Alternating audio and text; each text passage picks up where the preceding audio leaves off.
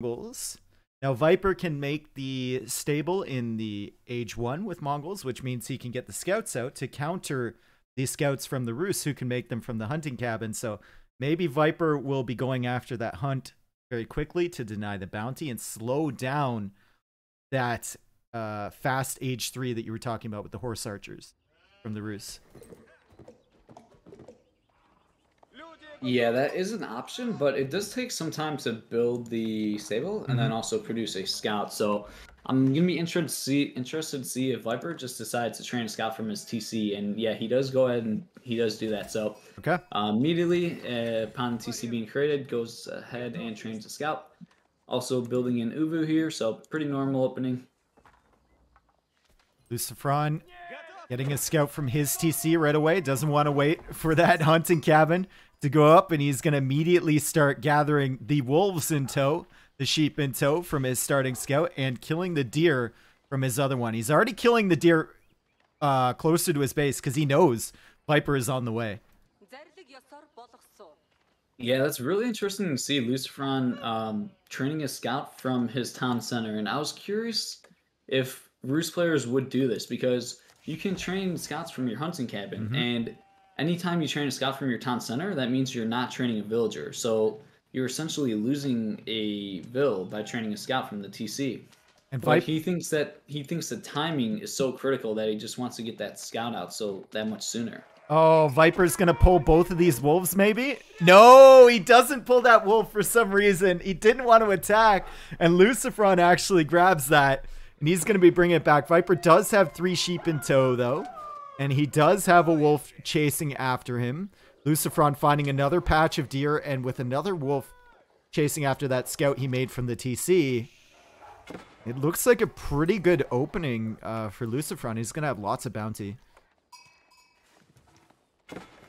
Yeah, definitely. Getting all that gold with the Rus is, it's so good, obviously, for the early game. But it's actually kind of interesting that LucifroN decided to pick Rus in game 1 on Lipany, because Rus is very, very good on high view. That's a map where there's like so many wolves. So usually players will pick Rus for high view. But since he's using Rus in game 1, that means LucifroN won't be able to use Rus, for rest of the series, and that could free up Viper to pick. Well, if he can pick game 2, he would have to lose game 1 in order to pick the map for game 2. Yep. But that basically frees up the chance that Viper can pick high view at some point, and he can play Rus on high view. Look at Viper chasing after this wolf. he's trying to get him before LucifroN gets that guy back to his base. Unfortunately for him, LucifroN can turn around and snipe that if he notices. LucifroN also throwing his scout into the TC range of the Viper, and if Viper was on top of it, he actually could have popped into all of his vills inside the TC and killed that scout. He was focusing on the wolf, though, and he actually did get it. So LucifroN is still only at 215. He's waiting for that tier 2.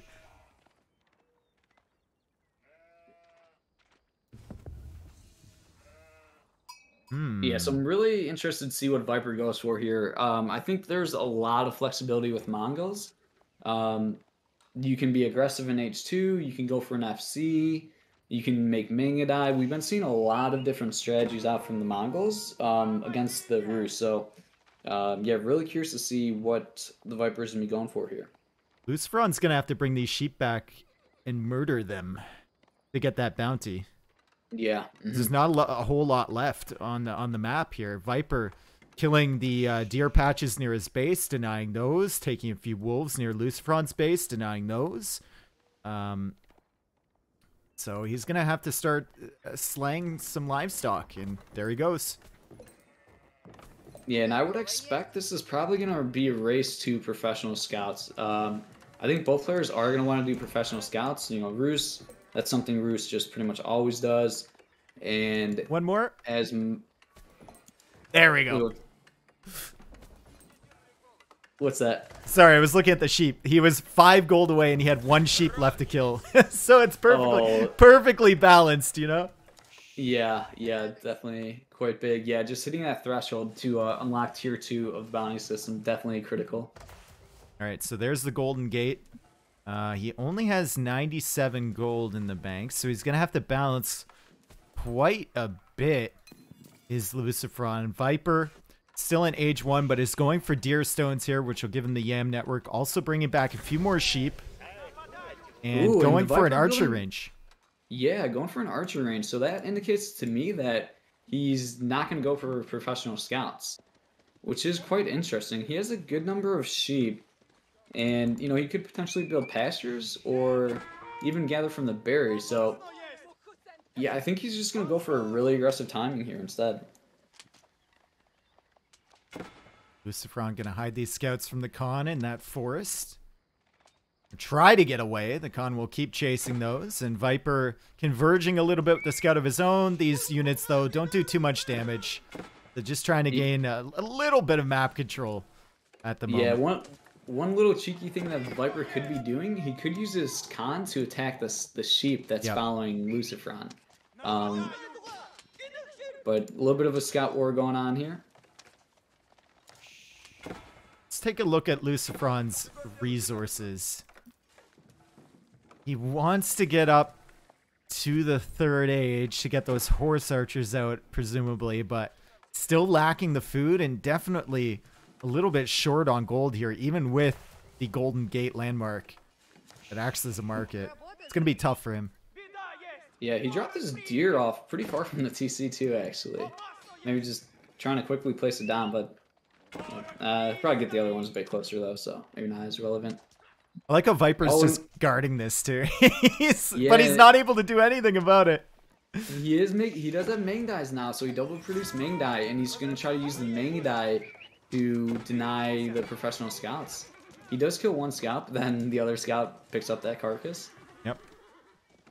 Okay, so Viper can hang out near that last carcass. Probably not worth his time. He's probably gonna go find another patch to prevent the scouts from taking the carcasses. But already LucifroN has gotten what, 6 carcasses in? Yeah, and the Viper is actually researching professional scouts himself. So this is a really interesting strategy that I haven't seen yet, where you double produce Mangdai and try to put pressure on your opponent to prevent them from getting the deer carcasses, and then after that you research professional scouts yourself. And LucifroN snagging that last carcass. He went the other way around the wood line. The Mangdai are chasing. Unfortunately for them, though, the Mangdai are kind of limited in terms of range. Only 3.5 tiles. So if the scouts are a little bit ahead of them, it's really tough for them to catch up. And LucifroN is now snagging more carcasses from the deer that he killed up on top of that hill. And Viper, the double Mangdai right now, have only managed to kill one scout, and they haven't managed to prevent any carcasses being taken in. Yeah, and LucifroN now on his way up to age 3, using 8 villagers to build the Abbey of the Trinity there. And yeah, LucifroN looking in a pretty good position. The Viper, interested to see if he's got his eyes on age 3. Looks like he probably wants to go up to age 3 himself, as he's not producing any more units here. So we did see in the Continental Clash versus Capoche, Capoche's enemy went for Knights and Mangdai army composition against Horse Archers, and it looked to be quite good. So I wouldn't be surprised if the Viper is kind of going for the same thing here. Here come the carcasses that LucifroN stole from the left side of the map. He's gone all the way around to the right. Viper does have some scouts bringing in carcasses from that hill to the right of LucifroN's map, so he's going to bring some forward carcasses back, but LucifroN doing the same thing. He is now in age 3, and he immediately goes for 1 archer range. And only 1 archer range currently. There we go. Yeah. There's the second one. We do have the first warrior monk being trained here for LucifroN. And I think the Viper is going to be... He knows that the warrior monks are going to be coming out, so the Viper is going to be trying to get on top of those warrior monks immediately and deny them from picking up relics. Yep. Luckily for LucifroN, there is a relic way at, like, right beside his base at the back, so he should be able to get that one in, and then can make his way to the middle of the map, and hopefully he'll have horse archers to support him by that time. But Viper still putting on some pressure with the Mangdai and the Khan.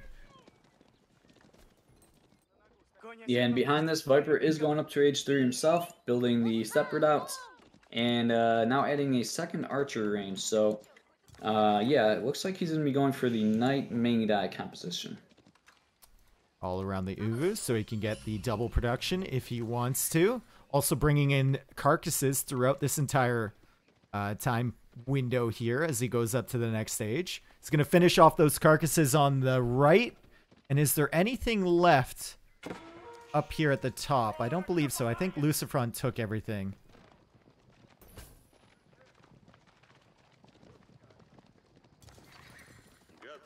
Yeah, decent amount of military now from LucifroN. He still has the scouts. He's getting horse archers added onto the field, and he's going out with a warrior monk. So it looks like he wants to take the relics at the front first and deny those from Viper. He already took the one at the back. He's going to take the one in the middle, and there's another one that he's guarding currently with 3 more horse archers. So LucifroN going for that early map control with the earlier age 3, and he's using it effectively to get the relics back to his base. Yeah, and those relics are going to really help LucifroN's economy here. And there are a good number of Mangudai here now as the Viper is trying to push LucifroN back here. Horse archers are coming in, though. I like how LucifroN's kind of using those scouts to push him back a little bit as a buffer for the horse archers. The warrior monk at the north has snagged that relic. Viper can't stop it. It's going to be 3 relics already for LucifroN, and I think at the moment he's got the stronger army on the field, so could find an opportunity to take that 4th or 5th one too. Yeah, and pretty even fight here. The scouts are just going to tank here. Scouts are really good for being only 60 food. They can tank quite a bit of damage. So you definitely want to prioritize your micro to not target the scouts since they do little damage. You want to kind of ignore the scouts and just go for the military units here. God, Mangudai are such a cool unit because they attack while they're running away, but they just, sometimes they feel so overwhelming, and this might be one of those situations. As the horse archers keep sniping them down, all the scouts have gone down now from Viper, and he's left with only, I believe that's 5 Mangudai in that main army. LucifroN controlling the whole front side of this map, and I think he's gotten that last relic in. There's only one more in the corner that he needs to collect. Yeah, and we do now have veteran Mangudai's researched. We don't see any Lancers from the Viper yet. I would like to see him mix in some Lancers because they can just tank so many shots from the horse archers, and then if the Mangudai can put the damage down while the knights are tanking, it can be a really good army composition. Yep. That number of horse archers is getting pretty scary, though, for LucifroN. He's really building that mass, and he hasn't lost too many units. I think he's lost like 2 or 3 this entire game so far. So Viper has got to get some units on the field quickly to deal with this. LucifroN actually housed at 70 pops, so he's a little bit delayed here in production. Yeah, LucifroN is currently carrying back his 5th relic, so yeah, that's quite good for him. And going maybe for that sacred site. Yep. Capturing the sacred site on the right. Viper trying to engage against these horse archers. He's finally got that Lancer onto the field, but it's only 1. And look at how many horse archers are here, and the Mangudai are just dying. Viper is being pushed away from his production buildings. LucifroN is just sitting on top of those, can snipe units as they come out. And in the meantime, he's capturing sacred sites, and like you said before, he's already captured 5 relics. Yeah, looking quite good for LucifroN here as the Viper's H3 timing was just a bit too slow compared to LucifroN, and that allowed LucifroN to really capture all those relics, and it's just such a huge boost to your economy if you can, get 5 relics like that. That's Yep. Yeah, that's a lot. You don't even really need villagers on gold at that point, right? You can just pull them off, start your economy moving in different ways. Maybe think about booming up a little bit behind it. Exactly, and LucifroN is researching Boyar's Fortitude from the Blacksmith, and increases the health of Rus Cavalry by 20 HP. And this also it's going to affect the scouts, it's going to affect your horse archers, if he mixes in any knights, but, so it's very good tech there. Takes a while to be researched, but yeah, the horse archers are going to be very, very strong here. Iron Undermesh following that up, and the sacred sites now being denied a little bit from Viper. He's over here with a scout. It won't last very long if LucifroN sends army over, but it's a tad annoying if Viper manages to neutralize that. Still, what does he do against the Horse Archer army at the front? He's adding in archers.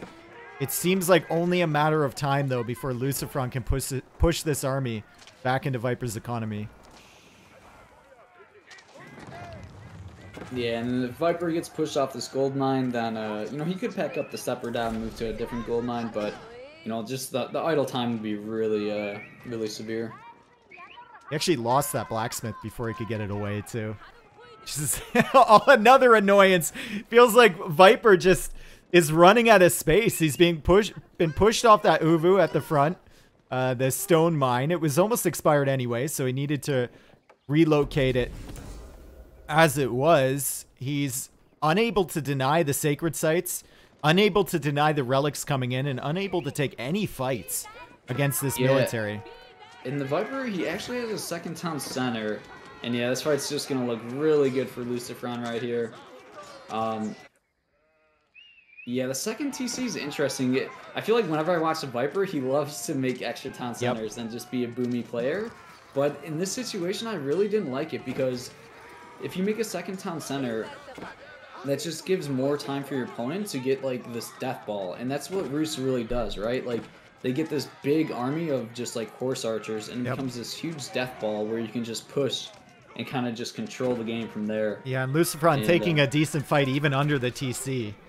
As he takes out the entire military from Viper. Has a lot of them idle. 19 idle villagers for Viper right now. He's sitting at 51 total. LucifroN is sitting at 54, even with only one town center. And Viper calls the GG. And that was a really impressive display from LucifroN. Not so much with the build, because it's, you know, the build is the build. We know what's coming. But with capturing the relics and keeping map control, it was quite a nice opening in Age 3.